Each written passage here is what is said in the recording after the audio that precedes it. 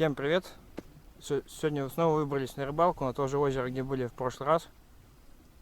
Погодка сегодня пасмурная. Вот почти до самого озера пока ехали, все шел дождь.